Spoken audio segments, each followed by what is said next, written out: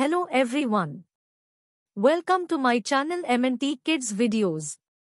ఒకరోజు ఉదయం అక్బర్ మహారాజు తన మంత్రులతో ప్రత్యేకంగా సమావేశమయ్యాడు. ఆయన ముఖంలో ఏదో సరదా కనిపించింది. రేపటి సభలో ఒక ఖాళీ సింహాసనం పెట్టించండి. ఎవరైనా ధైర్యవంతుడైతే దానిపై కూర్చోవచ్చు.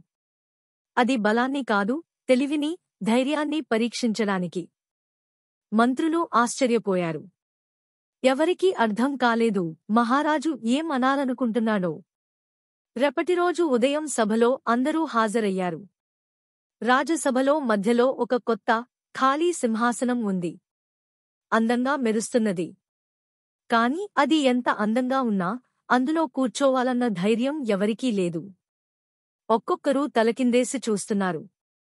అది మహారాజు సింహాసనమేమో. మనం ఎలా కూర్చుంటాం? అది ఒక మాయ పరీక్ష అయి ఉండొచ్చు. కూర్చుంటే శిక్ష పడుతుందేమో. అంతలోనే బీర్బల్ నడుచుకుంటూ వచ్చాడు. ఆయన ముఖంలో చిరునవ్వు. చుట్టూ అందరూ మౌనంగా చూస్తున్నారు. ఆయన ఏమి చేస్తాడో చూడాలని ఉత్కంఠగా చూస్తున్నారు. అతడు నేరుగా సింహాసనం దగ్గరకు వెళ్లి దానిపై నిశ్చలంగా కూర్చున్నాడు. అంతే. మంత్రులందరూ చూశారు. కొందరి నోరు తెరిచి ఆశ్చర్యంగా చూశారు. బీర్బల్ పిచ్చివాడా అని కొంతమంది మనసులో అనుకున్నారు. అక్బర్ తన చిరునవ్వుతో స్వయంగా అడిగాడు. బీర్బల్, నీవు ఎందుకు ఆ సింహాసనంపై కూర్చున్నావు? బీర్బల్ కంగారు పడలేదు. బదులుగా నవ్వుతూ అన్నాడు.